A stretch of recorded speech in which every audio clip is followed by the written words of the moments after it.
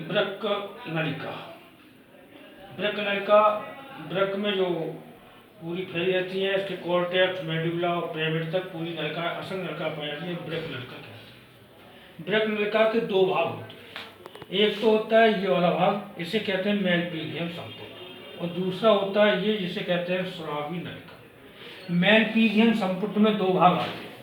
एक ये कीप के आकार की रचना होती है, प्यारे नुमा रचना, जिसे कहते हैं बोमेन संपुट, और जो धमनी होती है अपवाही धमनी और अपवाही धमनी, ये अनेक शाखाओं में बट करके यहाँ पे मिलती है, जिसे कहते हैं केश का गुच्छ। इसके बाद पीछे वाला जो भाग होता है ये कहलाता है, इसका जो नलिका है ये स्रावी नलिका, इसका सबसे अगला भाग कहलाता है समीपस्थ कुंडलित भाग। ये भाग कुंडलित होता है।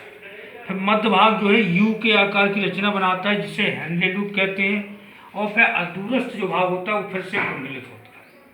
अब इसमें होती है मूत्र निर्माण की क्रिया।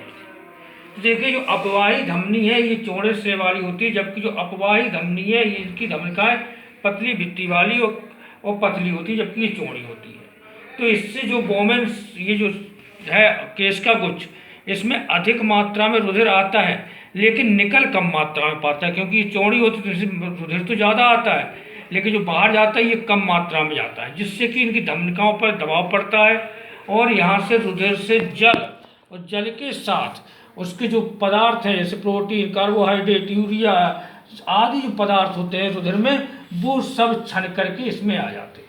इसमें आ गए बोमेन संपुट में। जल और लाभदायक और हानिकारक जो भी पदार्थ होते हैं सभी छन जाते हैं। प्लाज्मा और लाल रुधिर कणिका उसमें शेष रह जाती है, बाकी सब छन करके बोमेन संपुट में आ जाता है। फिर जब ये पीछे की ओर जो छना हुआ भाग है वो आगे जाता है, जब और जो ये अपवाही धमनी है ये अनेक शाखाओं में बट करके, महीन पतली शाखाओं में बट करके ये जो नलिका है स्रावी नलिका, इसके ऊपर एक जाल बना लेती है। जैसे ही रुधिर छना हुआ भाग आगे आता है तो इसमें जो और जो अपवाही जो रुधिर आ रहा है इसमें जल की कमी बहुत कम हो जाता है, जल की मात्रा। इसको संतुलित करने के लिए अपवाही जो हैंडले लूप है, ये जो स्रावी नलिका है, इससे फिर से जल छनता है।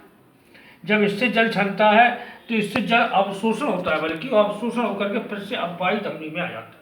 इसके साथ साथ रुधिर के जो लाभदायक पदार्थ होते हैं वो भी लौट आते हैं। इस प्रकार दो बार रुधिर का छनना होता है। यहाँ जो छनता है इसे कहते हैं परानिस्यंदन, अल्ट्रा फिल्ट्रेशन, जिसमें कि सभी प्रकार के पदार्थ छन जाते हैं। यहाँ अवशोषणी क्रिया होती है, तो इसमें जल वापस लौट आता है रुधिर में, और साथ साथ जो लाभदायक पदार्थ है प्रोटीन, ग्लूकोज आदि, वो भी रुधिर में वापस लौट आते हैं।